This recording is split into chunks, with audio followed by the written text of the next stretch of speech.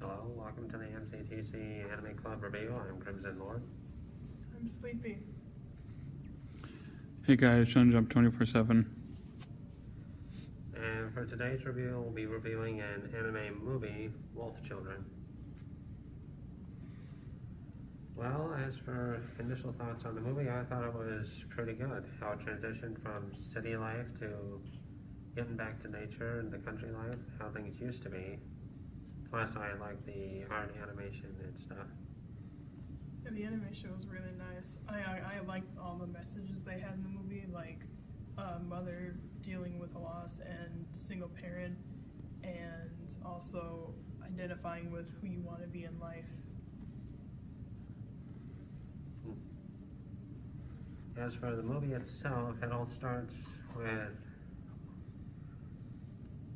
what's her name? Hana. Hana, yeah. A college student, Hana, who meets this man in a lecture once.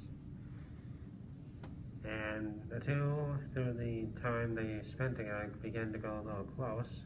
But it turns out this guy has a little bit of a secret. One minute he's a man, the next he's a wolf. But that didn't bother Hana. Eventually they settled down, had a family, but tragedy struck where the husband was lost and she was left to raise two wolf children. And single parenting is bad enough, but when your kids can turn to wolves, that makes things a little more difficult. Especially when you can't decide, when your kid gets sick, you can't decide whether to take it to a vet or a hospital. Yeah. The worst part about that is when he died,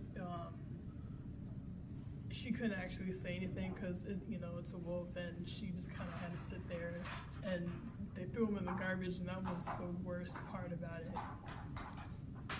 I totally cried.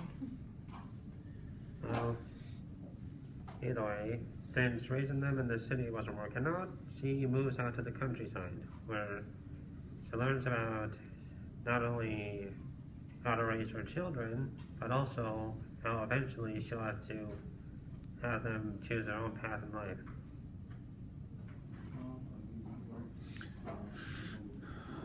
So pretty much story, characters. Well, we'll start with Hana. Despite all the she's the type of character that, despite all the hardships, she keeps moving forward with a smile on her face, even when she feels very sad.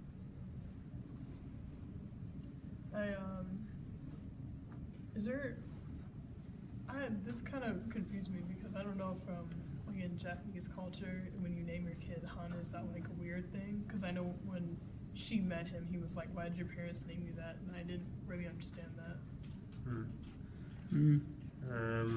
I think she was named Hana because apparently when she was born, a flower bloomed. And how about the Wolfman? Right. From the way he's seen, it looked like he didn't have much at first, but he had a steady job, and he sneaks in on college lectures, which makes me wonder if he was living more of a wolf than a human from time to time, which would make sense. I mean, someone his age usually would be in college, but I don't think he was a student, was he?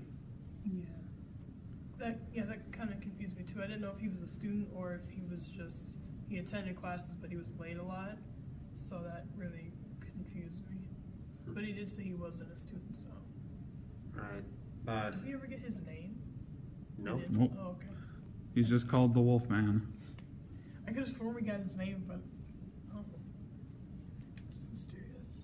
Anyway, yeah, he may not have had much to play, but he was a caring husband and father in his time with Hana.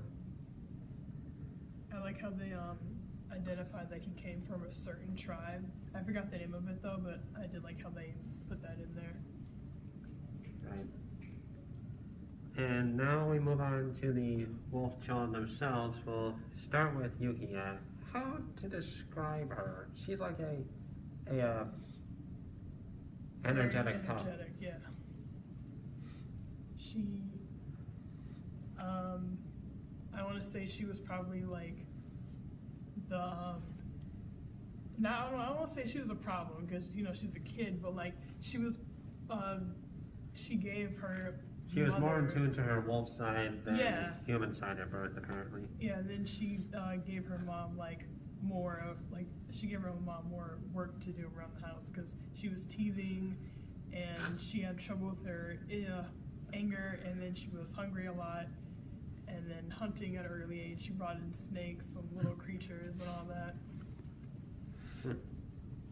Yeah. Although it seems that throughout the movie she starts to transition from being more wolf to being more human because she wants to do everything that regular kids can do, but she realizes she has to be careful not to let her secret out because we all know how people react to someone who has wolf ears and face. Yeah, when I first seen this movie, I didn't expect that because she was really in touch with that side, and then she switched over because she realized that people aren't into mummified skulls and all this stuff, so I gotta change myself. And her mom made her that dress, and then she started to fit in, and then she started to lose it, but then later it was like, I can't really understand why she changed who she was, to be honest. I mean, I know she was really in touch with that side, but then she just switched everything off. And, yeah. Now we move on to Ame. Honestly, he seemed like the scared little kid type, even though he had a fragile condition. He didn't go out much. Honestly, he was like a mama's boy most of the movie. But he was more human than Yuki was, despite him being able to change to a wolf sometimes. Honestly, I would have liked to see a bigger role from Ame because he wasn't really in the movie that often. He was mostly... At least not till more towards the end. Yeah. But this time, his situation was reversed from Yuki's. He started to transition more into a wolf than a human. And ironically enough, he kept looking more and more like his father.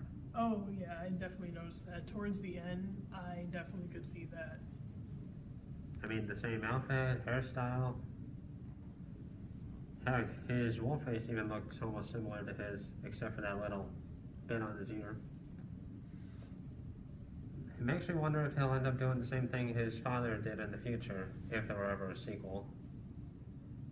He would just come down from the mountain as a human to check in on his mother. I wondered about that too in the movie, like, for certain events, did he ever come and visit her? But I don't know if he did. I know he still lived in that area, but... I'd like to think that Howl at the end of the movie was probably his way of letting his mom know he may be farther away, but she's not alone. Yeah, I could see that. Like, he's still out there. Anyway, the artwork on the... Wait. Oh, wait. Still two more characters. We do? Oh, Sohei. Right, I almost forgot about him. How to describe him? Sohei was, I wouldn't say he was a character that, in the beginning, he did seem really rugged, like, when you introduced yourself in the class, it's like, I'm not gonna be friends with any of you guys, I'm too cool for that. And then it turns out he was really nice, and he wanted to fit in with everybody and make people happy. And then when it got to Yuki, it was like, how come she doesn't like me? And he tried to get her to like him. That kind of backfired, but it Works out steadily from time to time. yeah. In the end, it seems that Sohei and Yuki played the same situation, only at a younger age, similar to what Yuki and the wolf, Hana and the Wolfman went through. Well, at this time, the wolf child is Yuki, and Sohei is the human who's not scared of her secret. Who's that other character? And then the last character is Grandpa Nirasaki. Oh yeah, the rugged old man that's nicer than he lets on. Yeah, I'm pretty sure I missed this part, but didn't he, I believe he gave, Hana a fridge? He gave her Yeah. the fridge, the potatoes. Yeah, so... He probably had that mean personality because most city people who would move to the countryside quit after a few months, but she stuck around. Because no matter how hard it was, she was sticking around for her kids because she knew this would be a better place for them to grow up than back in the city. Yeah, I remember, when I think she confronted him about it, he was like, I don't remember what she's talking about. She was just laughing, and he was like, oh, but it was cute. I like that part, and also being on what I said before about like the single mom. You could definitely see that when she was living in the apartment, and then the social services came and they were trying to get in, force their way to see if anything was going on. Well, you can't exactly take them to a hospital unless they turn into a wolf as soon as they're being examined. Yeah, and they kept on asking him like, "Is your kids getting a vaccination?" Like, is this? It kind of made me wonder if that's how it is. That how it is in Japan? Because I know I'm not really sure, but most people would have been like, "Get out of my house." You know, it makes me wonder. They mentioned that wolves were extinct in Japan. What if it's? Oh, yeah. What if, in fact, whatever clan the Wolfman was from, that he was actually one of those wolves that were supposedly extinct? Maybe they just decided to live their lives as humans, or maybe he was, and the only one that was the last of his kind was him. Everyone else decided to live as a human or a wolf, and they eventually died. I mean, that's a good theory in some ways. But anyway, should we just move on to the art and music of the story now?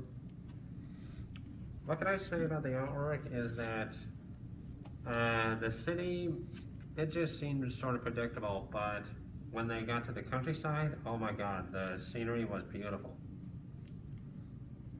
I mean, you can't do much for the city landscape, just buildings and cars and stuff, but when you do a countryside, nature and stuff, there's just limitless possibilities of how you can make it look.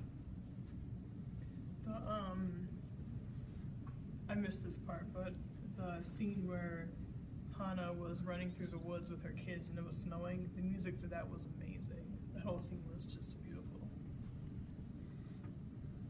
Yeah, the music was pretty good. It seemed to always change its mood depending on where they were. I mean, we didn't see much of the music in the city except for during the montage when Hana and the Wolfman were living out their relationship, eventually having their kids and such. The way they, when it was raining and whenever when Hana went out to look for her husband, the way they cut off all the music, that part was just, it really gets you because you're like, what just happened? Everything just stopped in that brief moment. Yep. So, negatives. Negatives? Well, I get that there are some movies where some characters usually get cut off sometime in it, but I wish they had given the father probably more scenes or more of a bigger role in this thing. Like, even if they gave us his name, that would have been something. I never actually knew that they never said his name in this movie either, so I'm just now realizing that. I mean, I suppose that if this movie were based off of a novel or a book, we could try to find a name, but I get the feeling we wouldn't. But still, yeah, that seems...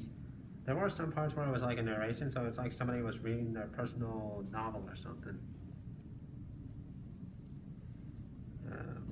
But honestly, yeah, aside from not giving the father much more roles or scenes, I can't say anything bad about this movie. I definitely would want a sequel because like it made me really wonder what, because the daughter went off to and live somewhere else, and then the son's just gone, and then I'm wondering like, well, more like he lives in the Like, forest until it's his time to come down and follow in his father's footsteps. But for now, he's going to be a protector of the forest, apparently. I still was wondering, like, what does the mom do? Is she just, I don't know. I Lives kind of alone. was concerned about that, but I still want to know. I'll be honest. I think that the mother, Hana, was more attached to Ame because he reminded her so much of her husband. So that may have had a partial explain of why she didn't want him to leave, because she was worried he would have ended up like his father did. Oh yeah, I would have liked to see more scenes of with Hana and Ame too, because I think it was mostly Yuki, and then you could see some other characters, but I would have liked to see more of Ame and Hana's relationship. So, anyway, if nothing else, Final guess- thoughts? Final thoughts? Yeah. Despite the father not having a big of a role, he still had an impact on the main characters' lives. So I gotta say, this is probably the second time I've seen the movie, but I still like it. It's pretty good. I love the artwork on the country scenes, and it's pretty good. I love this movie. I've seen this movie 100 times. It gets me every time, but But at I least still love it. at least you weren't on the verge of tears this time. Oh, I was. I cried in the very beginning. I'm surprised I didn't cry at the end, but yeah, I definitely cried at the beginning. Well, if nothing else, I guess we just have our scoring left. I'm gonna give this 5 out of 5. I'm gonna 5 out of 5. I'm going to give it a 5 out of 5 as well. Okay, so it's a 15 out of 15. So we're starting our perfect score track record again. Hopefully we can keep it going from the end of this semester and then next. Anyway, that's all the time we have. We'll be voting on our next review, but we'll be back in the next 3 weeks or so. Until then, this is the MCTC Anime Club signing off.